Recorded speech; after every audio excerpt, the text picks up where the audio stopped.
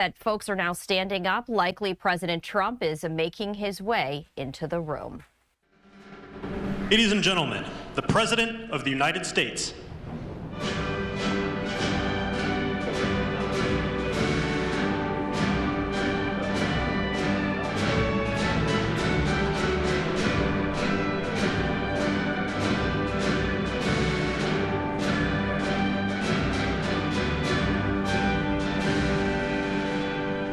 Thank you very much. Thank you. Please.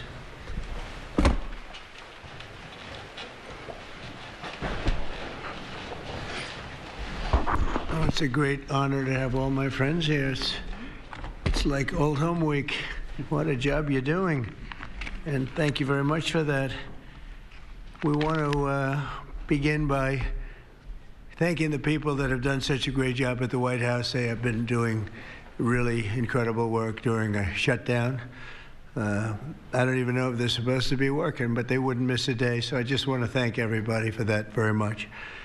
And we're here today to discuss a sweeping, unprecedented, and historically successful operation that my administration has carried out in recent weeks to arrest, prosecute, and permanently remove members of foreign drug cartels from American soil. And the people gathered around this table are the ones that are doing it, and in this room. Some of them sitting a little behind. Some of them, I'm surprised, are not actually at the table. You people should be very insulted by that. But you've done a great job back there. On my first day in office earlier this year, I signed an executive order to officially designate the drug cartels and savage transnational gangs as foreign terrorist organizations. It was my honor to do so. And on that same day, I also signed an order directing the creation of the Homeland Security Task Force to bring together all federal, state, and local partners to achieve the national policy goal of eliminating the cartel presence in America once and for all. And the results are, and it's early, and the results are spectacular. Led by ICE and the FBI, this task force includes the Department of Justice, the Department of War, DHS, the intelligence community, ATF, the DEA, the U.S. Marshals, and the state and local agencies in every part of our country. Other than that, we don't include too many people. That's a hell of a group, isn't it, huh? When you think of it. That's not a group you want against you. Certainly not at one time. In addition to the task force members, we're pleased to be joined by representatives of law enforcement at every level, the highest level, actually, but every level, including National President of the Fraternal Order of Police, Patrick Yos. Where's Patrick? Patrick, thank you, Patrick. Thank you for the endorsement, too. That really hit it off. I would have gotten 98% anyway, but it was still good to have your endorsement. Thank you, Patrick. I don't forget those things. President of the National Sheriff's Association, Chris West. Chris? Thank you, Chris, very much. Great. Good job. Major Cities Chief Association Executive Director Laura Cooper. Laura, thank you, Laura, very much. Major County Sheriffs of America Executive Director Megan Noland. Megan, thank you. Thank you very much. And President of the National Border Patrol Council, my friend, and a very good speaker, by the way. Whenever he gets up and speaks, I say, that guy can really speak. I don't know. I don't want him to run for office. I want him to stay where he is. Paul Perez. Paul. Thank you, Paul. Where is Paul? Hi, Paul. What are you doing over there, Paul? Good job. Good speaker you are, though, Paul. I mean it, too. You've made some incredible speeches, and all from the heart, too, right? Some great ones. Today, you'll hear details from my national security and Homeland Security teams about the extraordinary historic achievements of this new Homeland Security Task Force since it became fully operational last month in all 50 states. The job they're doing. What we inherited from this past administration is like disgraceful. In a matter of weeks, the task force has made the largest number of arrests of cartel leaders, operatives, and gang members in American history, more than 3,000 and counting. That includes members of the ultra-violent New Generation Cartel, the Sinaloa Cartel, the LNFM Cartel, MS-13 Cartel, and you know MS-13, the gang, and Tren de Aragua, another beauty. That's a group of real garbage we have to deal with, that we shouldn't have to deal with. These are in addition to the massive numbers of dangerous criminals my administration arrested nationwide since January 20th, numbering over 120,000. It's a record, and 120,000 criminal arrests. Thank you very much. Unfortunately, for 4 long years before I took office, the last administration allowed the cartels and their operatives to frankly take over our country, to freely infiltrate America and all the communities nationwide. Along with transnational gangs, these groups have unleashed more bloodshed and killing on American soil than all other terrorist groups combined. These are the worst of the worst. It should now be clear to the entire world that the cartels are the ISIS of the Western Hemisphere, in addition to their monstrous violence, such as cutting off heads, burning their enemies alive, and burning innocent people alive, too, by the way. The cartels control large swaths of territory. They maintain vast arsenals of weapons and soldiers, and they use extortion, murder, kidnapping to exercise political and economic control. Thank you very much, Joe Biden, for allowing that to happen. Biden surrendered he just surrendered our country to the cartels. Don't worry, it gets better. We're taking it back. It's really fast at levels that nobody's ever seen before. But what we had to put up with, what we inherited, was just a disgrace. And while Biden was president, if he was president, I think the Autopen was president, not Biden, nearly 100% of those who infiltrated our southern border did so because they were personally approved. They admitted they were just what happened, assisted by the most dangerous and violent criminal organizations anywhere on the planet. The worst people on the planet they allowed into our beautiful country. Under the Trump administration, we're finally treating the cartels as the core national security threat that they really are. The cartels are waging war on America, and just as I promised in the campaign, we're waging war on them like they've never seen before. All you have to do is turn on your television and you'll see what's happening to them.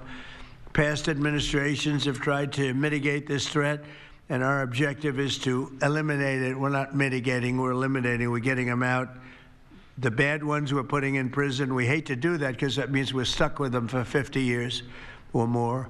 In recent weeks, our Homeland Security Task Forces seized more than 70 tons of deadly narcotics, along with more than 1,000 illegal guns. And that's just recently. This is already the most successful anti-cartel and anti-gang operation in American history, and it's just getting started. We have incredible people. A lot of them are in this room with us today, and it's an honor to have them. But we're going to not stop until the threat has been fully and completely eradicated. I want to thank task force members with us today, including a person who's doing a fantastic job, Attorney General Pam Bondi. Thank you, Pam. Thank you. Secretary of War Pete Hegseth. Sounds so much better than Secretary of Defense. I don't know. Do you guys agree with that? I don't know. It sounds, we won the First World War, the Second World War. I would say everything before and everything in between. And then we got woke and we said, well, let's call it defense. I think we like it this way better. It's funny. That's something I thought it would be maybe controversial. And it's only controversial that we changed the name in the first place. It's not controversial at all. It's been unbelievably well accepted, Pete. Hasn't it, right? It's been pretty amazing. I thought it would be controversial. People want to have our country back. People want to do exactly what we're doing right now, and we're getting a lot of credit for it, and we should. I want to thank, though, Pete. You're doing a great job, Pete Hegseth. Secretary of Homeland Security, Noem. Christy, thank you very much. Director of National Intelligence, Tulsi Gabbard. Tulsi, good job. And the heads of all of the law enforcement agencies all throughout the room. You're really amazing, the job you've done. To provide additional details on our mission, I would like also to ask General Bondi to say a few words, followed by Secretary Noem, Secretary Hegseth, Director Gabbard, Homeland Security Advisor Stephen Miller. Stephen, you're such a superstar, Stephen. They called Stephen the other day a very bad name, and I said, you should sue them, Stephen. I think he will. I hope he does. FBI Director Kash Patel and Deputy Attorney General Todd Blanche. And I just want to say it's an honor, the job we're doing. and these people are doing absolutely incredible. I'll just add a couple of things. In Memphis, as you know, where the numbers are down in half already, and it's only been about 2 weeks. Doing a fantastic job there. Thank you. Incredible. Nobody thought it was possible. It was really it was a very sick city. It was horrible what happened there. People would go from, if you're on the board of FedEx, they would ride you 1 block to the hotel. They said you couldn't walk it because it was too dangerous, and they're already feeling better about it. But the best example right now is Washington, D.C. We went from one of the most unsafe places in the planet, I hate to say, but in this country, to a totally safe city. It's nothing's crime-free, I guess, but this is about as close to crime-free as you're going to get. And you guys have done an incredible job with that. Every one of you have worked so hard on this one, and it's our nation's capital. And people would go to the nation, they'd go from, I always say, Iowa, Indiana. They'd go from Florida. They'd come up. They want to see the monument. I want to see the Lincoln Memorial. I want to see one of the monuments, any one of them, and they'd go home in a coffin. But not anymore. It's not happening anymore. We haven't had that happen in a long time. It was averaging more than one a week, one person a week. Who would think that's possible? And it hasn't happened anymore. And we have a safe city. We have a city where the restaurants are booming. People are going out. Nobody's being mugged, hit over the head with a baseball bat. None of the stuff is gone. We took out 1,700 criminals, many of them career criminals, many of them given to us by Joe Biden and his ridiculous open borders policy. They came in from jails from all over the world, not just South America, from all over the world. Jails, they came in from mental institutions and insane asylums all over the world, drug dealers, and we got them the hell out of here. They're either that, or if they're so bad, as I said before, we put them in jail because we can't take a chance that they come back. But I want to just say that Washington, D.C. is such an example of what could be done.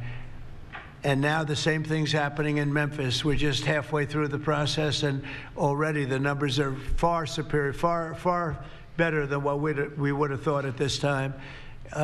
And Chicago, I just saw the number. Last week, it was last weekend, 4 were murdered, 11 were shot. And then I have this guy Pritzker, is a very weak governor. Let me be nice. I'm going to be very nice. He's extremely weak. He's pathetic. I have Pritzker get up and say how great they're doing in Chicago. They're doing very poorly. So 4 were murdered, 4, 11 were shot. I would say, and that was not a bad week for him. Okay, that was not a bad week. He's had somewhere 18 or 19 were murdered. And you know what his excuse was? Yeah, but that was a long weekend. Okay? Can you believe it? He said that was a long weekend. He's bad. And the mayor is worse. I mean, that mayor is worse. Low IQ, very low IQ. And we don't need low IQ people. We need people that are going to take care. And I love Chicago, and I love those beautiful women, black women, beautiful women wearing MAGA hats, and they're all over the place in Chicago. They want protection. They don't care if it's the National Guard, if it's the Army, Navy, Coast Guard, Marines. They'll take Space Force, okay? Space Force, send them in. They just don't want to be mugged, killed, raped, shot in the head, and we stop it. So we're going to be given a very special, we're going to give Chicago very special care. As you probably know, maybe you heard, we were going to do a big surge in San Francisco, but I got a great call from some incredible people, some friends of mine, very successful people. Mark, everybody knows him, and Jensen, everybody knows Jensen, NVIDIA, and others called me from San Francisco. And they said, we're working really, really hard with the mayor, and we're making progress. Would it be possible for you to hold off the surge? And I had 4 or 5 calls, and I think they're making progress of their own. That would be the greatest. I mean, if they could do that, that'd be great. And they have great competence in those people. I mean, incredible competence, some of the smartest business leaders. And they're working very well with the police department. They're doing a good job. So we are holding off that surge.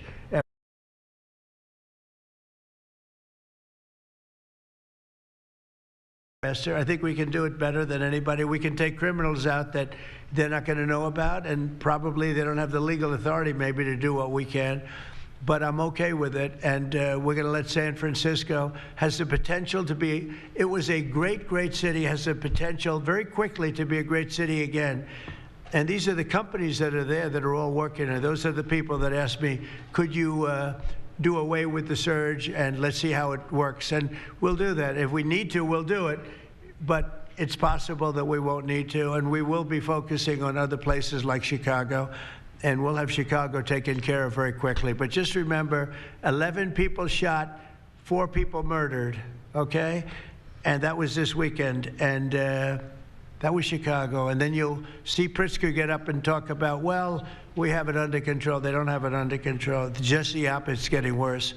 So we'll take care of, as soon as we give the go-ahead, which is all I have to do is give the go-ahead. We won the big court case the other day on the National Guard. That was a good case. Same thing with Portland, speaking of that, because that's where we won it. But, I mean, I looked the other night, Saturday night, Portland is like burning to the ground, and these people are saying it's just friendly stuff. The whole place is burning to the ground. So we'll take care of that one. That's like an insurrection more than it is anything else. That's crazy. Portland's crazy. And then you listen to these radical left people talking about it's really okay. You're seeing things. You're really seeing things. So we're going to take care of Chicago. We're going to take care of Portland. We're going to take care of Memphis. We're proud of D.C. There's nothing to take care of anymore, but we're not going to let it ever go bad. It's never going to happen again, our nation's capital. And with that, I'm just going to tell you that Pam Bondi has done a fantastic job. And Pam, would you say a few words, please? Thank you, President Trump, and thank you for your leadership. And this is all about collaboration. And around this table, I'm looking around this table, we all work so well together. I don't think another administration in our nation's history has worked so well together. We talk constantly, Secretary Noem, Tulsi, Pete, constantly, but also all of our agencies working hand in hand, and that's why this is so successful. And these people around this table are working 7 days a week, 24 hours a day, even though the Democrats have tried to shut down the government. Terry Cole, I'm laughing because you're around the clock, you're all over the world. Director Patel, you're unstoppable, what you're doing around this country. Gowdy Serralta, U.S. Marshal, Rob Sakata and Dan Driscoll wearing your ATF hats. Rob, I was on the texting, Todd, Blanche and I were on the texting you at 1 a.m. on cases. I mean, that's how committed all of these people are to just keeping all of our citizens safe. And that's what it's all about. And this project is the brainchild of Stephen Miller. And you are doing so much to keep our citizens safe, our kids safe, and get these drugs off our streets. Like the mayor of San Francisco and I are going to be meeting on fentanyl in a few weeks and working hand in hand on that. Secretary Noem spoke to him. But the results of this last month have been historic. As the president said, in the last month, think about this, 3,200, more than 3,200 violent gangs and drug dealers have been taken off the streets. Off the streets. Now, Director Patel and all of these agencies have also been working so hard on getting the leadership. But we are getting all the gang members off the streets and the drug dealers, Sinaloa, CJNG, MS-13, and more, TDA. 91 tons of drugs have been seized as a result of this task force. We tried to put this in perspective for you. This would be filling 4 18-wheelers. 4. All the drugs just in the last month that have been taken off the streets. 58,000 kilos of cocaine. Think about a big backyard swimming pool. That would fill 1.5 swimming pools. Just the powder cocaine that has been removed, saving lives this last month, thanks to all of these people around the table. 2,300 kilos of fentanyl powder and 2.1 million fentanyl pills off the streets. And as the president said, more than 1,000 illegal guns. The Biden administration was For way too long, all of these great law enforcement officers surrounding the table were not able to do their jobs. What they've said is now they've been uncuffed. They can do their jobs now. We've been watching transnational gangs grow in our country, become organized, set up infrastructure in all of our states, but no longer under President Trump.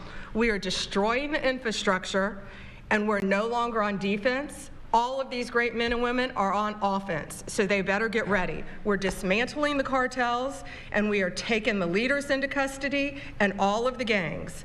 We are going to supercharge this work. This is not a pilot program. This is permanent. We are here to stay. And Secretary Hegseth, we couldn't do this without you and the Department of War. Thank you all so much for everything you're doing around this table, working tirelessly. And President Trump, thank you for giving them the ability to do it. Thank you, Pam, very much. Thank you.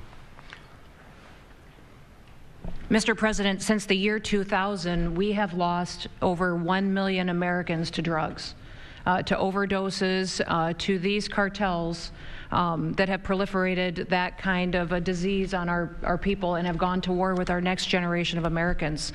When you signed the executive order that was protecting the American people from invasion, what you did is that you took these cartels and gangs that we've known for decades and you declared them to be what they really are, and that's terrorists. You declared war on them, and you didn't say we were just going to fight them. You said we are going to destroy them. And everybody around this table is so honored to be here to work with you to destroy these terrorists that have been killing Americans for years and getting rich off of it. I'm so proud of the work that was done just in the September surge. You referenced that earlier. We had over 400 operations that went down in those first 43 days of the Homeland Security Task Force in operations that brought, as Pam referenced, 3,200 terrorists to justice, got them off the streets. Sir, we also have had over precursors and chemicals that were brought in. We've had the work at the southern border. We've got Border Patrol here at the table with you. Fentanyl has been cut down by 50% coming into this country over our borders. We've continued to work not just nationally, but internationally and on our maritime borders as well. The ICE agents that have so much violence against them and threats against them, sir, they get up every day ready to work with this task force to be able to keep people safe. And then we've got Coast Guard, who's been doing just a ton of our incredible interdictions out on the seas and the waters in cooperation with operations that you've targeted in the Caribbean with the Department of War. And sir, I just want to thank you for the leadership you put at this table, for your cabinet members, for Stephen Miller, for putting this in place to make sure that what you did when you consolidated the Homeland Security Task Force, you took 1,000 other task forces that were already established in the federal government and you streamlined them into this room, into this group right here, so that we can look at each other in the face every day and say, what's our problem? How do we address it? How do we fix it? And then we go to work together with our arms linked to do exactly what you told us to do. And that's not just protect the American people from invasion, but to kill these terrorists. You gave us the task to eliminate them, destroy them, so that they can't destroy the next generation of Americans. So thank you, sir. Thank you for the people you put around this table. Thank you very much. That's a great job. Thank you. Pete? Yes, sir. Well, thank you, Mr. President, for your leadership. Chief, likewise, Tulsi and Todd and Dan and Pam and Christy and Stephen and Kash. I mean, I could go around the table. From the Department of War, we are thankful and grateful for the incredible effort that your agencies put in. And we could not be more proud to stand shoulder to shoulder with you, not superficially, not kind of over here, but front and center on the Homeland Security Task Force, right there with you. Because our department has spent over 2 decades defending other homelands, and we're very proud to be defending our own. And if you talk to the troops down, say, on the southwest border, Mr. President, morale is sky high and continues to be, because they're proud to be defending their own communities, their own state, and their own country. So when that executive order was signed, the mission was clear: protecting the American people against invasion. And so the Department of War went straight to the southwest border. We still have 10,000 troops there. We have national defense areas. We're standing alongside the Border Patrol, and we've locked that border down, 100% control of the southwest border. You stop the invasion. And then we're proud to be going on the offense, counter-cartel operations. And it's not counter-cartel, as was mentioned. These are designated terrorist organizations, foreign terrorist organizations. Our generation spent the better part of 2 decades hunting al-Qaeda, hunting ISIS. Well, as the president said, this is the ISIS, this is the Al-Qaeda of the Western Hemisphere. They intimidate, they terrorize, they extort, they poison the American people. The president's right. Every boat we strike is 25,000 Americans whose lives are saved because of the drugs that were headed in our direction. So our message to these foreign terrorist organizations is we will treat you like we have treated Al-Qaeda. We will find you, we will map your networks, we will hunt you down, and we will kill you. And you've seen that evidence in the maritime domain, whether it's in the Caribbean or in the Pacific with the last 2 strikes. We know exactly who these people are. We know what networks they work with, what foreign terrorist organizations they're a part of. We know where they're going, where they originated from, what they're carrying. And they know we know. And that will soon start to change the calculus of these boats. So the critique of this is, of course, as often is the case, wrong. We know our authorities. It's locked tight. And we're going to treat them like foreign terrorist organizations on the offense. So the Department of War is not going to degrade or just simply arrest. We're going to defeat and destroy these terrorist organizations to defend the homeland on behalf of the American people, making the jobs of law enforcement safer in the process, making the communities of Americans safer in the process. We think it's a very core mission of the Department of War, and we're proud to be here, Mr. President. Thank you very much, Pete. Thank you. Tulsi, please. Yes, thank you, Mr. President. The key reason that you are hearing about these incredible effects is, number one, the team that you've assembled here and the leadership and the tone that you have set, first and foremost, about keeping the American people safe. The intelligence community plays a critical role in being able to support our law enforcement at the federal, state, and local level to make sure that they're armed with actionable intelligence to be able to actually go after those who threaten the safety and security of the American people.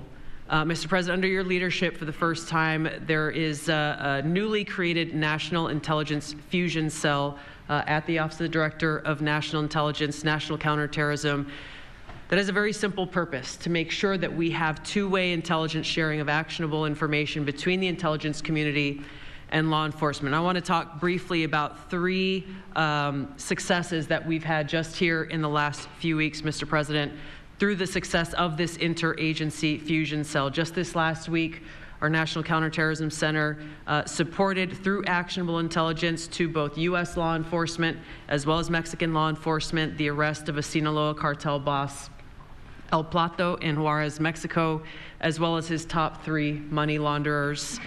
In a separate and recent successful interagency operation, NCTC worked closely with the U.S. Marshals Service that led to the arrest of another dangerous Sinaloa cartel member responsible for tracking huge amounts of cocaine and hundreds of thousands of dollars in this single incident with drug proceeds through his network. And I'll say the last example I'll share is probably the most insidious, was providing intelligence to the Mexican law enforcement that led to the arrest of a CJNG cartel-affiliated baby trafficker called La Diabla. Her whole money-making operation was centered around luring pregnant women, performing illegal C-sections, harvesting organs, and selling newborn babies.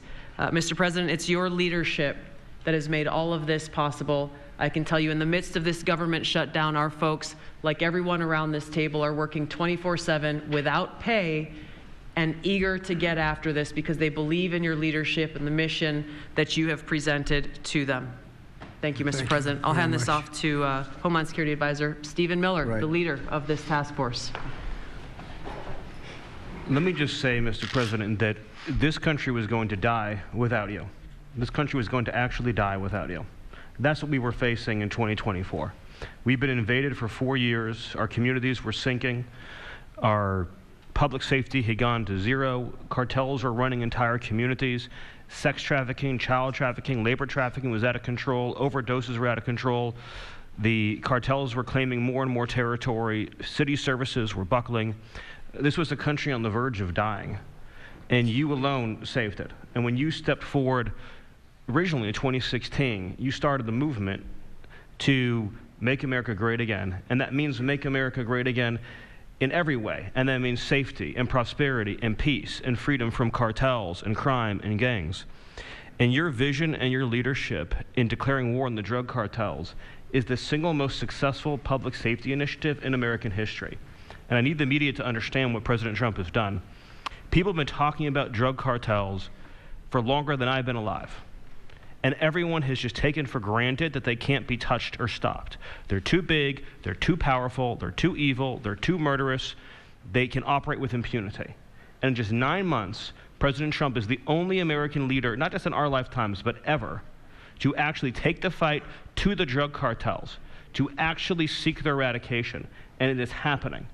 And so while the Democrats are shutting the government down and fighting for free health care for illegal aliens, look at what President Trump has assembled here. He's assembled a team under his vision, direction, and leadership that is saving hundreds of thousands of lives. Hundreds of thousands of lives. And only President Trump could have done this. And I will say one last thing, which is that his courage has been an inspiration to everyone else in this room. There are people in this room, looking at, for example, at Todd Lyons, who have been relentlessly doxxed and harassed and threatened. But when they see President Trump's courage, what he's been through for 10 years to save America, when they came after his family, his businesses, his safety, his freedom, everyone at this table knows we can give whatever it takes to get the mission done. So President Trump, thank you for your leadership, your boldness, your courage, and your vision. We're honored to serve underneath you. Well, I want to thank you, Stephen. And I have to say that, I've been making the rounds. I'm leaving tomorrow for some very big meetings, including with the president of China, where I think we're going to come out very well, and everyone's going to be very happy. But everybody said the same thing. A year ago, we had a dead country. We were a dead country. We really were, in a lot of ways, not just this. We were dead as doornails on this, but we were a country that was in serious trouble and beyond that. And we have the hottest country anywhere in the world right now. The whole world is talking about it. We have the hottest country anywhere in the world. We're going to clear up this crime in our cities. We can do it quickly, too. They showed how quickly we could do it in D.C. It was a real bad place. It was a real mess. Dirty, filthy, disgusting, graffiti all over the place, tents on every ounce of parks that we had. Just disgusting. And I rode around last weekend. I rode around the city. I felt very safe in that car, but, I would have done it without it. I wouldn't need that car so much anymore, I will tell you. But the place was clean.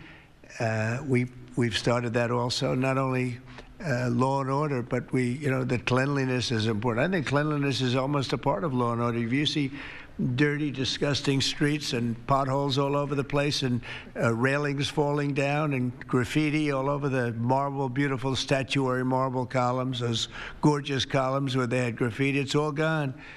And I think it's a part of it. I really do. I think it's a big part of it. But we have a city that we can be proud of. We're going to be that way with every city we have. That's why with San Francisco, I wish them luck, but we could do it so much faster. I told the mayor, I love what you're doing. I respect it, and I respect the people that are doing it. They're the biggest people in the country. They're the biggest people in the world. A lot of the high tech. Some people like them, some people don't, but they're smart, and they want to do it. And I said, I am so honored to let you do it, and if it doesn't work out, we'll do it for you very quickly. But I just want to thank the people around this table are amazing. Kash, please go ahead. Mr. President, I'll just keep it short, but I think what the media should realize is the amount of courage it takes to do this. And you led that mission. You led it during your campaign, and you brought it to the American people. I think the media should focus on some of these numbers the Attorney General just riled off. Those aren't numbers, those are lives. Lives saved by the millions. Enough enough fentanyl to kill over 200 million Americans, gone, evaporated off our streets permanently. Your vision to safeguard American freedoms and our children and our future is the most courageous thing I've ever seen a president of the United States ever do. And your ability to marshal it out in 8 months, these statistics would have taken other administrations decades. And the partnership that you see around the table, I just want to, sum it up with the following. When I call these folks around the table, when I call our state and local law enforcement partners who have been absolutely critical to this mission, when Stephen Miller called me and said, we're going to create the Homeland Security Task Force and the FBI and DHS are going to co-lead it, I said, absolutely. The country's been yearning for this and needing it. And the one thing I see different than any other administration is when I call these people, they pick up. I don't get a voicemail. When I make an ask, they answer, and the same is true. And so the FBI is playing a pivotal role in your administration in helping lead out this mission, and Stephen's vision has finally come to life. And instead of attacking the people at this table, maybe the media should go out there and talk to the lives that have been saved forever and the communities that have been safeguarded, because it takes courage to do that. It takes courage to implement that plan, and it takes a president and President Trump to put a leadership team like this together. We are actual friends, and I know the media doesn't want to call us that, but we do that. We do hang out. We do work together. It's a 24/7, 365 mission that doesn't turn off, Mr. President. And as Stephen said, we're inspired by your leadership, and this country's thankful for these 8 months, and I can't wait to see what the next 4 years looks like. Thank you very much. Thanks, Kash. Great job. Todd, please.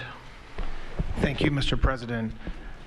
The number that I think matters, over 3,266 terrorists have been taken off the streets in 2 months. And for each of those arrests, there's anywhere from between 4 to 20 law enforcement agents, federal, state, and local, executing those arrests. And that means every one of them are putting their lives on the line to make these arrests, to make our communities safer. And so what I will say to them is thank you, but also what I will say to them is that to the extent that there are politicians, as recently as today, suggesting they are doing something wrong. We have governors, district attorneys, mayors, and even congresswomen suggesting that our federal law enforcement and the state and local law enforcement that are helping them are doing something wrong. That is disgusting and something that we will not tolerate. That every day Attorney General Bondi and I talk with all of our partners, making sure that they know that if any one of our federal agents, our state or local agents working under the HSTF banner are even touched by any of these terrorists or rioters, they will be prosecuted to the fullest extent of the law. When politicians aid these terrorists by trying to give them comfort or protection or suggesting that somehow our men and women are doing the wrong thing, same problem. We will not tolerate it, Mr. President. So thank you to all of our state and local men and women that are helping us, and our federal law enforcement officers that are literally putting their lives on the line every single day. We will always protect you. Thank you, Mr. President. Thank you very much, Todd. A really good job you're doing, too. Thank you. Any questions maybe pertaining? Mr. President. How about pertaining to this for a little while? And whoa. Mr. President. Would you have any questions of these incredible people? Mr. President. Mr. President. Yeah, go ahead, please. Go ahead. Mr. President, thank you. Mr. President, thank you. Good to see you. If I could just ask both of you, including Secretary Hegseth, there's reporting the U.S. just sent B-1 bombers near Venezuela to ramp up some military pressure there. Is that accurate, and can you tell us more about that mission? No, it's not accurate. No, it's false. But we're not happy with Venezuela for a lot of reasons, drugs being one of them, but also they've been sending their prisoners into our country for years under the Biden administration. Not anymore. We have a closed border. We had actually nobody for the last 4 months, I guess 5 months. They say they report nothing. They report zero. I don't know if that can be possible, but we'll accept it, right, fellas? But we have closed borders. We have people coming into our country, but they only come in legally. We have the strongest borders we've ever had. We might have the strongest borders of almost any nation right now. And that's a big difference from what it was 2 years ago when everybody was pouring in. But we're very unhappy with Venezuela because of what they've done. They've emptied their prisons into our country. Nobody can do that. Only a stupid person would have accepted it. And that's what we had running our country, very stupid people. So we're not happy with Venezuela, I will tell you. Yeah. Mr. President. Mr. President. Thank you, President Trump. You okay? Yes. On fentanyl. We're going to lose sorry you. about that. On fentanyl, we have President some Trump. good medical help right over there. That's all right. On fentanyl, according to CDC data, nearly 330,000 Americans died over the past 5 years from fentanyl. That's 1 in every 1,000 Americans who died. It's more than that, but that's all right. Yes, I know you think it's even more. I'll be discussing that with President Xi. Yes, so that's actually my question. I figured it was. I was wondering, since it mostly comes from China and has caused such carnage in the U.S., what are you going to say to convey the seriousness? And also a second question for you or Secretary Hegseth. Is there any evidence that China is now smuggling fentanyl through Venezuela to bypass U.S. and Mexican port controls? They are doing that, yes. But they are paying right now a 20% tariff because of fentanyl. That's billions and billions of dollars that they're paying. We're actually, on November 1st, the tariff on China goes to 157%, which is record-setting territory. And we don't want that because it's not sustainable for them. They can't sustain that. We don't want them to have to go through that. So I'm meeting with President Xi, and I would say we have some big issues, like with the farmers and various other things, but the first question I'm going to be asking him about is fentanyl. And if you think about it, they make $100 million. Think of this. They make $100 million selling fentanyl into our country, $100 million. They lose $100 billion with the 20% tariff. So it's not a good business proposition. It's $100 billion approximately that they have to pay. That's a big penalty to make $100 million. So I think they want to do something. They want to put it on the list. It's on the list. It's one of the things we're talking about, and I'm putting it right at the front of the list. So they pay a very big penalty for doing that, and I don't think they want to be doing it. And we'll see what happens at the end of next week, because I'll be meeting next week, as you know, along with we're stopping in Malaysia, we're stopping in South Korea, we're stopping in Japan. I'm meeting with President Xi actually in South Korea, so it'll be the first thing on the list. Yeah, please. Yes, Mr. President. Mr. President, on the drug boats, sir, has there been any discussion about capturing one so that you can show the amount of narcotics? We know everything about them. Yeah, Jennifer. We know everything about them.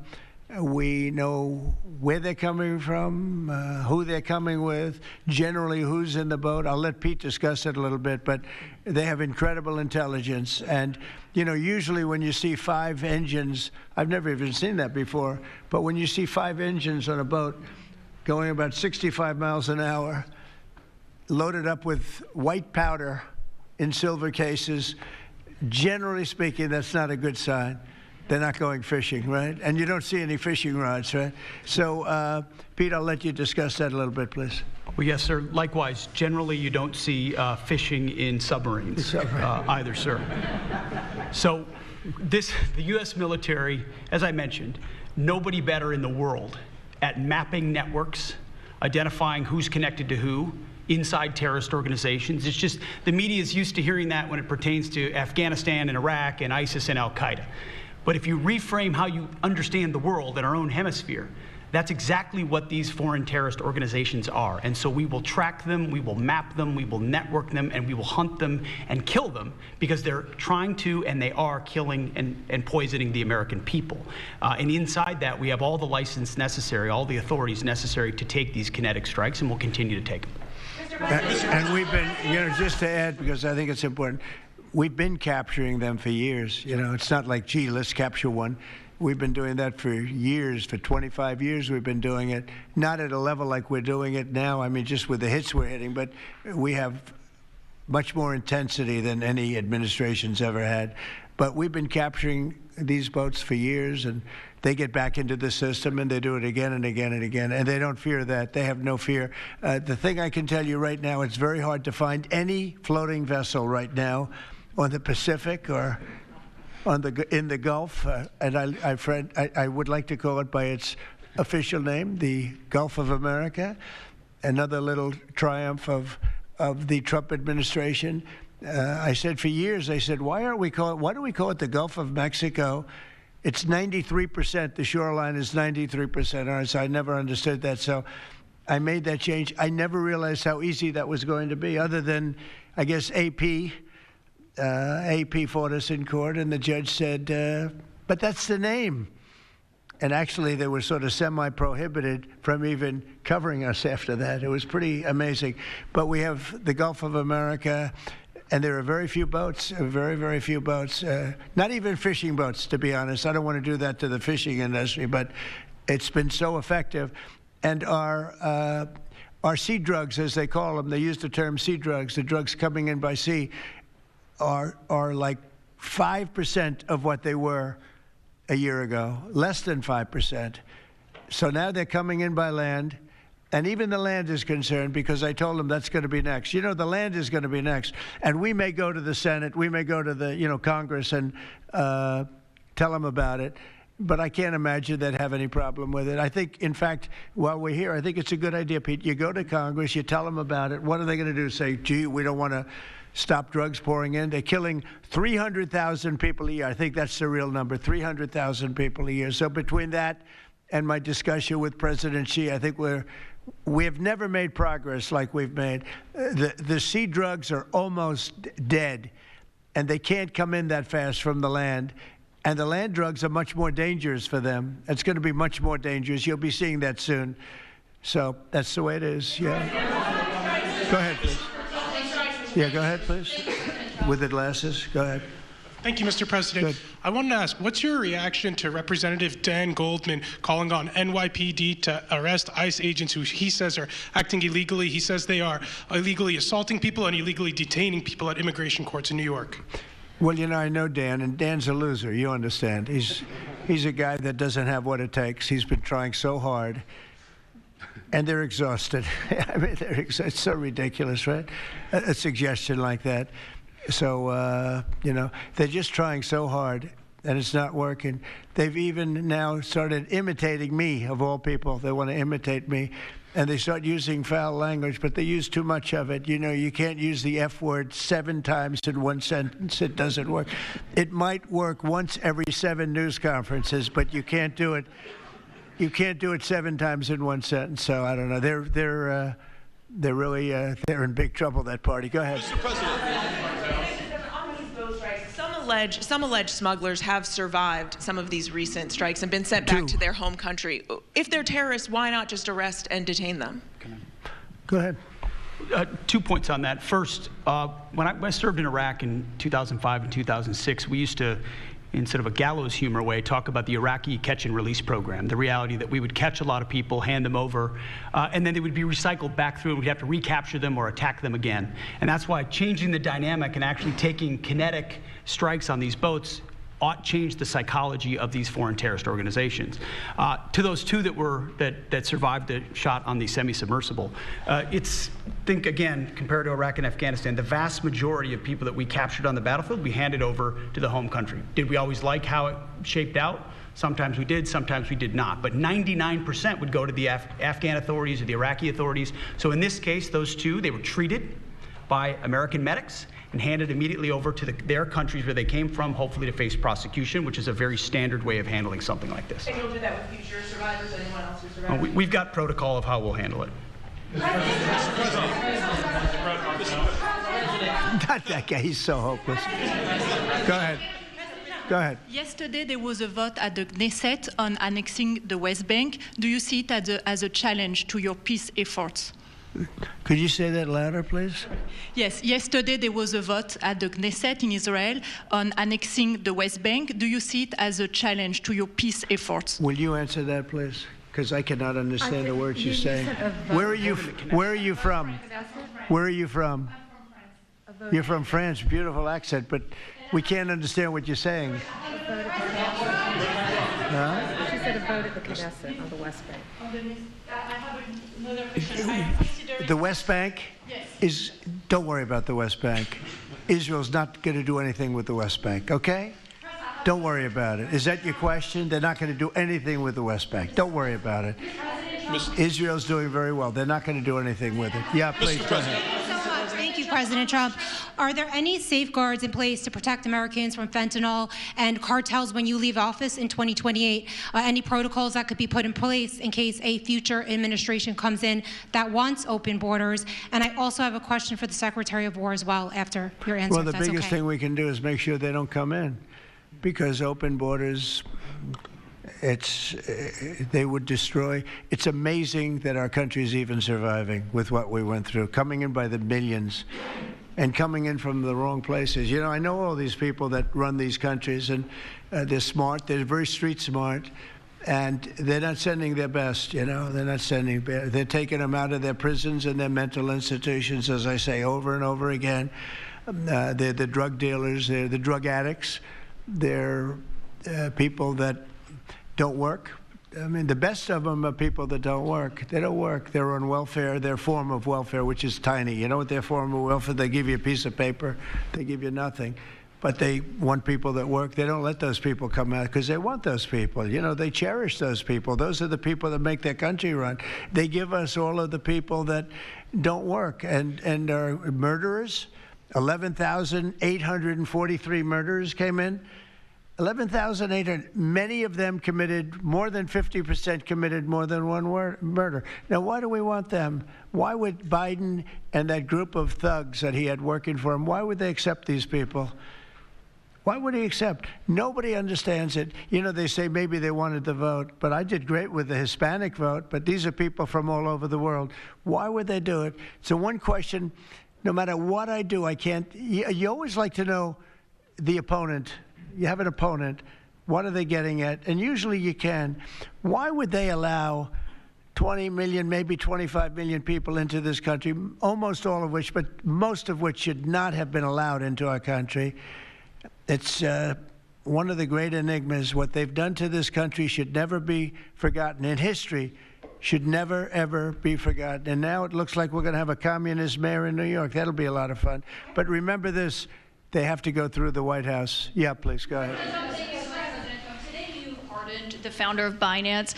Can you explain why you chose to pardon him? And did it have anything to do with his involvement in your Which one? family's? Who is that? The founder of Binance. He has an involvement in your own family's crypto one, business. yes. I believe we're talking about the same person because I do pardon a lot of people. I don't know. He was recommended by a lot of people.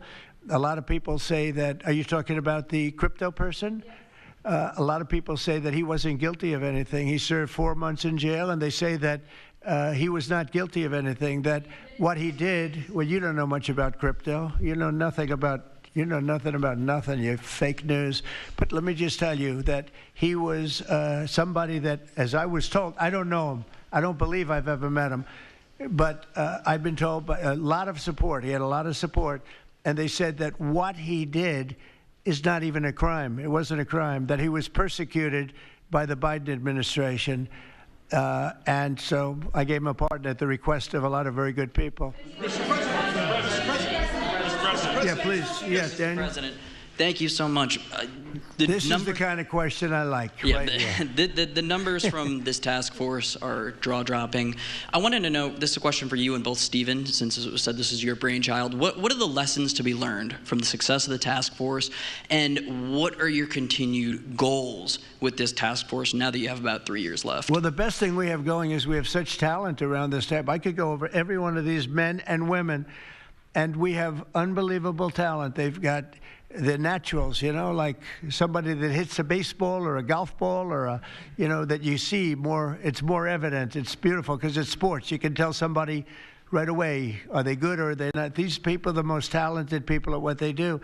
And when we started talking about this, Stephen and all of us, it seems so easy. What is surprising to me is how quickly we can straighten out a large city, a big city, a mean city, a city that's sick, that got very sick with guns all over the place, with bullets shooting all over, where you take your life in your hands if you go out and buy a loaf of bread. That's not America. That's not our country. And those people don't care how you do it. They just want it done. They really do. You know, when you go to the people in the street, they don't know. Is it National Guard? They just want it done. They want to be safe. And we've gained a great following of Americans, real Americans, people that want to be safe. But I think the biggest thing we say is we have tremendous talent. We were able to recognize, like a football team, like a baseball team, we were able to recognize the talent. And the talent is largely in this room for the whole country. It's largely in this room. There's really nothing like it. And that's why I think we had D.C. done, not perfectly, but pretty much done, at least normalized in 12 days. When you say would you say 12 days? On the 12th day, it felt different. And we took a lot of bad people out, never to come back again. Then most of them never to come back again. But there's great talent, and there's also great courage. I've been watching what goes on. And then you have the radical left lunatics, and what's that all about? I mean, they're fighting us because we want to stop crime. Where do these people come from? They're paid money, I guess they paid a lot of money. But like I saw that ridiculous march the other day, I say, these people are not representative of our country. And not all of them, of course, but many of them are total lowlifes. These are lowlifes. These are people that are paid agitators, and they're not representative of our country. So I don't know. I can just tell you that our country has tremendous spirit right now. You know that better than anybody because you cover it well. But we have a lot of people that are very happy right now with the direction. They did a poll the other day. The direction of our country is better than it's been in 37 years. And I'm upset because I think it should be better than that. I actually said we should be better than that. So, you know, thank you very much for your question. Brian? Mr. President, yes. Thank you, Mr. President. You guys have done an amazing job in Memphis. Some of those numbers are staggering, and we've gotten message on social media wanting to thank you for that. But I think, can you talk about the number of missing children you guys have discovered in Memphis? That's amazing. Well, it's hundreds of thousands were lost through Biden and the Biden administration, and we are getting a lot of them back, but they're either dead, they're slaves, they're captured in some form. But think of it, hundreds of thousands we're talking about, not even believable. And they came in through the border, they were sold, they were bargained for, and this was all Biden, meaning Biden and Obama, the same, you know, the same mentality, frankly. I think it's the same mentality. Let me tell you, Barack Hussein Obama was a lousy president. A lot of bad things happened. Remember when they used to talk about Trump with the jail cells? Well, he built the jail cells for the children. He built those jail cells. Remember that came out? But, sir, they were built in 2014. You remember when that came out? After me going through that stuff for about 2 weeks, and then they found out it was Barack Obama that built those jail cells. No, these people they were bad leaders. I hope we don't have it again. I hope we don't have it again because, you know, our country's come back a long way, but it can only withstand so much, and we don't want to ever go through that again. We never want to have open borders again. We don't want to have men playing in women's sports. We don't want to have transgender for everybody. We don't want that. We want to have a great country with low interest rates, nice housing, great education, a strong military, the basics. Yes, please. In last night's New York City mayoral debate, Zohran Mamdani said he would close Rikers Island if elected. What kind of impact would that have on public safety? Well, it's not good. I guess it's not a very nice place, but you need it. You know, you need something. You have a lot of additional people in New York City that should not have been here. They came here through the open border, through Biden's. You know, I don't know how they even do it. New York City's always been tight for money. And then they spend, you know, $8 billion, and nobody complains about it, on people that just showed up and they just came out of nowhere. Where did they get the money? All of a sudden they have money. I tell you what, we have to keep our prisons very fair and very safe, but you get a lot of criminals. We have a lot of additional criminals. I used to talk about it. They used to say, well, only good people come in from foreign countries. I said, that's not right. I didn't know that for a fact, but it had just started, right? The open borders and people flowing in by the millions. They make our criminals look like the nicest people on earth. That's the only good thing. They make our criminals look like nice people. They are the meanest, the most vicious. Tren de Aragua, you don't get any sicker. They cut people's fingers off because they called the cop. Did you call the cop? Yes. They cut off his finger so he can't call the cop anymore. And then they say, next time we're going to cut off your hand if you cut, because they took over his apartment in Colorado. You know, Colorado, they took over a town, then they took over another town, and you have a weak governor over there. He doesn't know what the hell he's doing, so he lets it go on. But we're getting them out of here. We're getting them all out. They're going back to lots of, not just Venezuela, they're going back to lots of countries. Venezuela would be one, however. Yeah, please. Thank you, Mr. President. Thank you, Mr. President. Yeah. A moment ago, you said that if Secretary Hegseth went to Congress and briefed them on the operations No, we will go, I said. You will go. And it would be difficult for them to object. I don't see any loss in going. No reason not to. You know, they'll always complain, oh, we should have gone. So we're going to definitely, I'd like to just tell you, let's go. We'll go. And Mr. We're going to President, tell them what we're going to do, and I think they're going to probably like it, except for the radical left lunatics. And Mr. President, if you are declaring war against these cartels and Congress is likely to approve of that process, why not just ask for a declaration of war? Well, I don't think we're going to necessarily ask for a declaration of war. I think we're just going to kill people that are bringing drugs into our country. Okay? We're going to kill them. You know, they're going to be like dead. Okay? Yeah. Yes, red hair. Thank you. Beautiful red hair. Thank you. I'll tell my hairdresser that. She'll love it. This is a question for both you and the Secretary of War, Mr. Hegseth. Who are you with? I'm with the Center Square. We're a newswire service. With everything that's going on between the narco-terrorists in the Caribbean, and then also with more Chinese, Iranian, Russian ships also taking part in Venezuela. Are you have any plans of expanding operations out of Roosevelt Roads and in fact placing some home porting some ships there? Yeah, go ahead, Pete. We're familiar with the location that you're referring to, and we'll make sure that we're properly displaced in order to deal with the contingency we're dealing with there, and also any ways in which other countries would attempt to be involved also. So we can walk and chew gum. We're definitely keeping our eyes on near-peer adversaries at the same time, but we think sending a message on these cartels, these narco-terrorists, is an important inside our hemisphere, which for far too long, other presidents, as the president pointed out, they've ignored our own backyard and allowed other countries to increase their influence here, which only threatens the American people. We're changing that. One big thing that has happened, though, because you mentioned expansion and expand our efforts. So when I was running for office, second term, everybody was talking about the fact that nobody wanted to join the military, nobody wanted to join the great police force. You know, they didn't want to join New York's finest or any of our police forces. They didn't want to join anything having to do almost like with the country, with the uniform. We are setting records with the Army, Navy, Air Force, Marines, Space Force, Coast Guard. We're setting records. We've never had anything like it. And I'll tell you when it started, November 5th. We didn't even have to wait till January 20th. They saw spirit. And now we have people coming in that are, it's unbelievable. And if we wanted to increase our military force, if we wanted to increase any one of these, including police forces, they can now get men. People didn't want to be policemen and women. They didn't want to be firemen and women.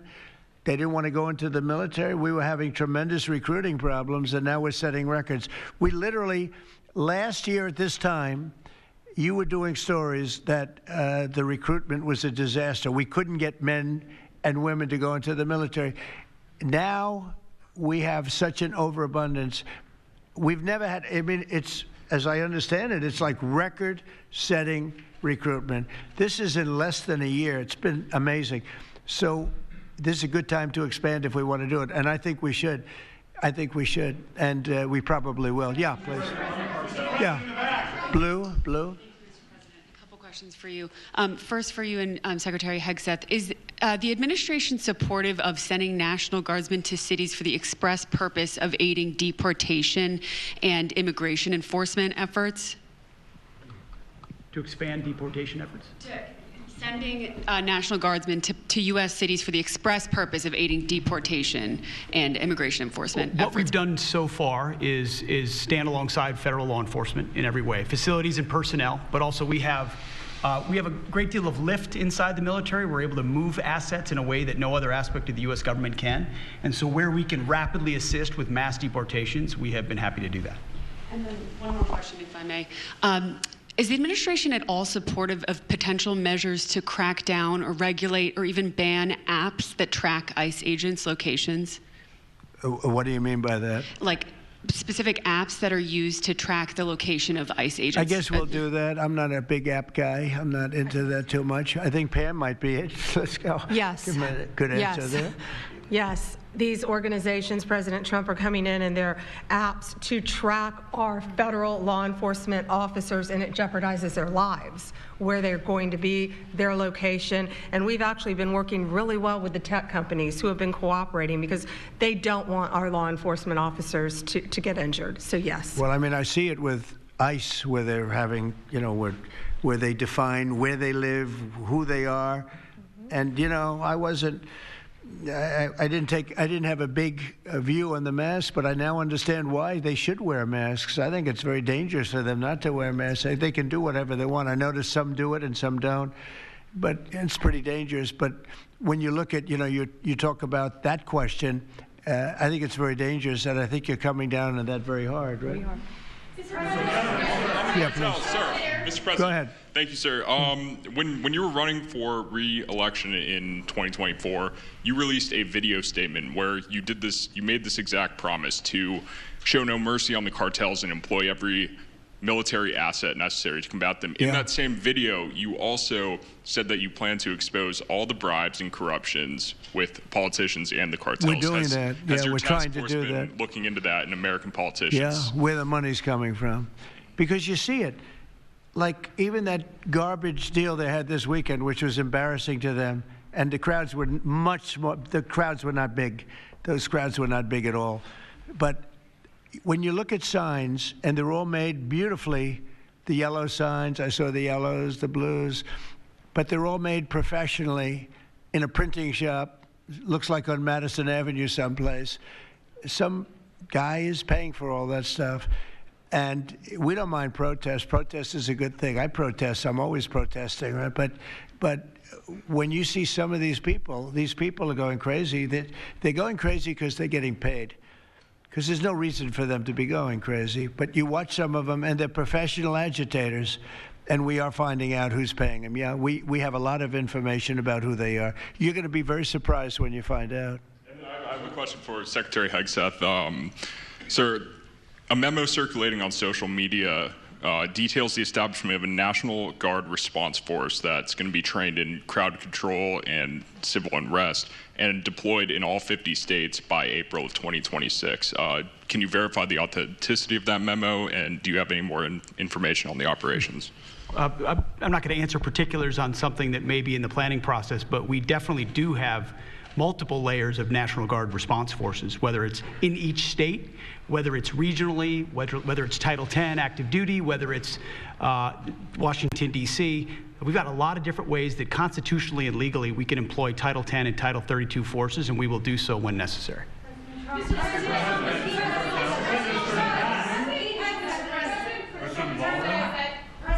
you. President Putin basically said today that Russia is immune from U.S. sanctions. He said that it would not impact the Russian economy in any serious way. Is he wrong? I'm glad he feels that way. That's good. I'll let you know about it in 6 months from now. Okay, let's see how it all works out.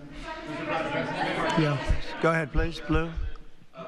About the task force, one about the shutdown. I'm Taylor Poplars with Spectrum News. The same day you established this task force back on January 20th was the same day you pardoned the January 6th defendants. Yeah, very proud of that. Yeah. Just last weekend, one of them was charged with allegedly threatening to kill House Minority Leader Hakeem Jeffries. And a big theme of this task force has been allowing law enforcement to do their job and holding accountable people who go after law enforcement. Do you worry that your actions back on day one undermine what this task force is trying to accomplish? No, you have thousands of people that we're dealing with, and if one goes haywire, look at what this guy in Virginia said, where he wanted to kill his opponent. He's going to kill his opponent. He's going to kill his opponent's children and I think wife, and he continues to run. And the Democrats continue. He's running for Attorney General in Virginia. Look what he said. So now, do you think all Democrats should be prohibited from living anymore? I mean, think of what he said. He's going to kill his opponent, and he's going to kill the children of his opponent, and I think the wife. I said, this guy's sick. That is a sick guy. And how do you vote for somebody like that? But I don't view that every Democrat would say that, because not every Democrat would say that. So you can't, you could have one person, but I don't know of the incident. I can say we're very proud of what we did. We had the courage to do something that should have been done. The problem, sometimes the Republicans are too nice. They're a very nice party. The Democrats play a much dirtier fight. It's amazing. You go after dirty cops like Comey, and you go after, these are dirty cops. Letitia James is a dirty cop. You go after these people, and they say how horrible you are, and yet I got indicted 5 times and impeached twice. Nobody says anything about that. They say, they actually said the other day, he's trying to indict somebody. I got indicted 4 or 5 times, Todd, maybe more than that. Yeah, I think you could say 87 times if you really think about it, right? With the charges, a bunch of phony guys, but nobody says anything about that. But they mentioned it the other way. No, the Democrats play a very dirty game. It's all they're good at. They're good at a couple of things: cheating on elections and playing very dirty. And they have one good trait: they stick together. They stick together. They stick together through the worst policies that anybody's ever seen. It's unbelievable how they stick together. And I respect them for sticking together, but it's a dead party because their policies are no good. Okay. Brian, we'll do a few more and we'll go home. Wonderful. Everybody's going to go home. I'm going back to the Oval Office, however. Speaking of Democrats, there's a report that there's a grand jury on Adam Schiff for apparent mortgage fraud. If he is indicted, should he step down as a U.S. Senator? Well, I'm not going to comment on that. I would just say Adam Schiff is one of the lowest forms of scum I've ever dealt with in politics. He's a horrible human being, very dishonest person. I have no idea what's going on. You tell me that he's going to be indicted. I don't know. You could ask Pam. I don't know if she could say it. Probably you are allowed to say it, but I wouldn't know about that. I can only tell you he's a very bad. I think he's actually a sick person. Do you want to talk about that? We're not going to comment on any grand jury that's open. We can't legally. I don't know. By the way, I hope it's true, but I don't know anything about it. Yeah, please. Oh, millions of dollars, yeah. Well, I also give, I give a lot of money to the White House. The White House is, as you know, I give my salary, and I usually like to steer it to the White House because this house was a little bit abandoned. First of all, for 4 years, you had a guy walking around that didn't know where the hell he was. And this house was not taken care of the way it was supposed to be. I take very good care of property. I was very good at that. And you'll notice the floors downstairs, I paid for them. Marble, the most beautiful marble you've ever seen. The white floors down in the palm room, which they look like they came out of, I don't want to lose because they're big supporters of mine, Home Depot, so I'm not going to say bad, but they did come out of a box from Home Depot about 30 years ago. They were all broken, but now they have the most beautiful floors, the most beautiful lights and chandeliers. I think most of you, Brian, you've seen that, right? Yes. How beautiful is that? And I take care of it. So I spend millions of dollars on this building, taking care of it. It was not properly maintained, and now it's starting to gleam like it should. It should really gleam, and you should go down and visit the Presidential Walk of Fame. Have you seen it? It's quite good. I'm sure that a lot of people coming to the White House, it's hot. It's very hot, but it's really a tribute to the presidents, past presidents of our country. Yeah, please. Mr. President. Yeah, behind you, please. Yeah, go ahead. Thank you. So on Monday, a question for you as well as Secretary Noem. On Monday, Mayor Karen Bass of LA and Representative Robert Garcia, they held a press conference and they called for an investigation into DHS, accusing them of unlawfully arresting U.S. citizens and racially profiling and only arresting people because, in Robert Garcia's words, they look like me. He's a Hispanic individual. Do you have a response to that? Are you asking me that question? You as well as Secretary Noem. They are arresting bad criminals, and they're really good at it, too. I look at the numbers. They always like to say that, oh, you're arresting this and that. Then when you check it, you find out, geez, almost every single time. And, obviously every once in a while they may get one wrong, but they always correct it. They're able to correct it. But they are arresting really bad people. They're arresting people that kill, people that would cut your throat and not even care about it. These are brave people, and it's very dangerous. And if they go even a little bit too far, they get into trouble, which is a shame. I protect them, but they get into trouble. But they're arresting very serious criminals, and they're getting them out of here. Okay, one or two more. Doug, do you have a question? I'd love to have Doug have a question, our great photographer, because he's such a great guy, and he might be the most talented person over there. I don't know. Go ahead. Let's hear your question. This guy's a real beauty. On the cartel strategy, hearing you talk about it as a war, hearing Secretary Hegseth talk about defeating and destroying and the comparisons to ISIS and Al-Qaeda, those efforts took American troops being engaged in foreign countries. Do you think that's ultimately where this is headed with the cartels, having American troops in countries like Venezuela? No, the cartels are very bad. They had a lot of bad people coming in. They were interviewed recently, and they were asking people what their problem was, and one guy said, yes, I'm up for murder. Didn't know what he was saying, obviously. You know, I'm sure his lawyer was not thrilled with his statement, but no, they're rough people coming into those cartels. Those cartels are rough. You look at what happens, the trip up is horrible, especially for women. They're being killed, they're being raped at levels that nobody thought even possible. In my opening speech, I mentioned that, but in a very light way. I mentioned the word rape. Then I found out that you take a look at what happens in those cartels. It's horrible what's going on. And we're doing the world a big service by just telling them, you know, you don't have too many cartels now because they know when they get up here, they're going to be stopped. Under Biden, they were just flowing into the country. It didn't matter what you were, where you came from, what you looked like, what your record. They didn't check records. Millions of people came into this country that should not be in our country right now. We've gotten a lot of them out.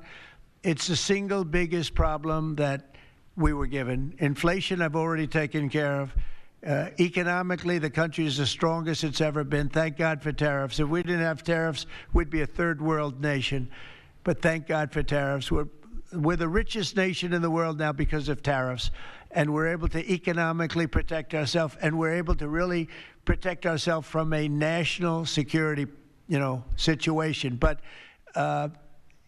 we have cartels that, somebody came up with the word cartel. I won't tell you who that person was, but you got a lot of bad people in the cartels. And you could look at a country like Mexico, and I really respect the president. I really respect a lot of the people over there, but a lot of the leadership. But they are in fear in their own country because those cartels are running those countries, okay? And that includes Colombia. Colombia is a drug den. It's a drug den, and it has been for a long time. You got a lousy leader over there right now, bad guy, a thug. But they make cocaine at levels that we've never seen before, and they sell it back into this, and they're not going to get away with it much longer. We're not going to put up with it much longer. Colombia is very bad. Mexico is run by the cartels. I have great respect for the president, a woman that I think is a tremendous woman. She's a very brave woman. But Mexico is run by the cartels, and we have to defend ourselves from that. Go ahead. Let's go with you. Go ahead. Let's listen to this beauty. Do you expect a resolution on the government shutdown by the time you return from your trip to Asia? Do I expect to have it resolved by the time I return? I don't know. I said long ago we shouldn't have been in this problem. This was September 28th. It came due in Biden's regime, and before the election, September 28th, and they pushed it off into the future. And I was running when they did that. And when you're running, but I did say, what the hell are they doing? That and debt ceiling. They also pushed the debt ceiling past the election date. So that would mean the next president has it. But I did say that I think the Democrats have gone totally crazy. And you don't know what they're going to do because they don't care about the people. I really think they have no leadership. They have a lot of very low IQ people. Jasmine Crockett is a low IQ person. A lot of them are. I don't want to insult too many of them, but a lot of them are. They have no rudder. I don't think they know what they're doing right now. They've never done this before. They always agreed to go and, called an extension. Let's do an extension and talk. Even today, look at what happened today. They don't want to pay the people that have worked. And, this was supposed to be this was a test. And they wouldn't pay the people that have been working. They said, no, we don't want to pay them. This is all the Democrats. Now, all we need is 5 Democrats. And I know a lot of Democrats that are saying they're more than 5. Probably not that many more than 5, but they're more than 5. And all we need is like 5 Democrat votes so we open our country again. Sad, though. We have the greatest economy in our history. We have the highest stock market. All these things are rocking. We will have by the end of my first year more than $20 trillion of investment. The all-time record is $3 $3 trillion. I think it's China. We're going to have $20 or $21 trillion. We've never had anything like it coming in because of tariffs. The money pouring into our country, the plants that are opening, AI, automobiles, everything. And the Democrats want to close our country. They're really, you know, they say deranged. They suffer. I guess it's Trump derangement syndrome, which I think is going down now as an official condition by the doctors. I think they get paid extra money if they handle it because it's more difficult to handle than a normal mental disease. But you know what? They really should approve an extension, get the country back to work, get the people paid. And, you know, it's very simple. You just don't know what's going on. There's something wrong with them. Yeah, it's sad, actually. Have you raised the full $300 million needed to fund your? Have you raised the full $300 million needed to fund your ballroom? And how much specifically are you donating to this construction raised, project? I think $350 million. All donor money and money that we put up. We've raised. It's going to be. It's going to cost right in the neighborhood of $300 million. It's been expanded and made absolutely. It'll be the most beautiful ballroom anywhere in the world, I think. And how much specifically are you donating to it personally? How much am I donating? I won't be able to tell you until I finish, but I'll donate whatever's needed. I'll tell you that.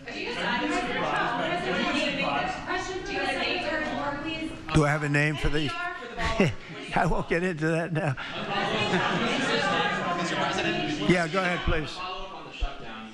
In the next couple of days, a lot of Americans are going to go without their first full paychecks. Federal workers. By the way, a friend of mine, talking about donors, a friend of mine, a man that's great. I'm not going to use his name unless he lets me do it. Susie can tell you about this, but he called us the other day and he said, I'd like to contribute any shortfall you have because of the Democrat shutdown. I'd like to personally contribute any shortfall you have with the military because I love the military and I love the country. And any shortfall, if there's a shortfall, I'll contribute it. And today he sent us a check for $130 million. Can you share who that is? I would love to tell you he doesn't really want the recognition, if you want to know the truth. But he gave us a check for $130 million. And that's going to go to which was sort of a shortfall, yeah. And that's going to go to the military, yeah. And what's your message? Is that the correct number? $130 million. That's what I call a patriot. Okay. Thank you very much, everybody. Thank you. Thank you.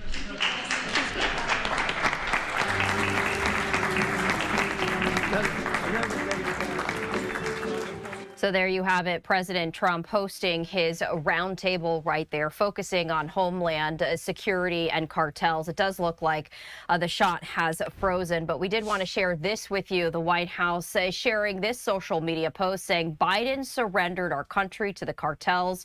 We're taking it back, signed President Donald J. Trump. We are going to step away briefly. Much more to come.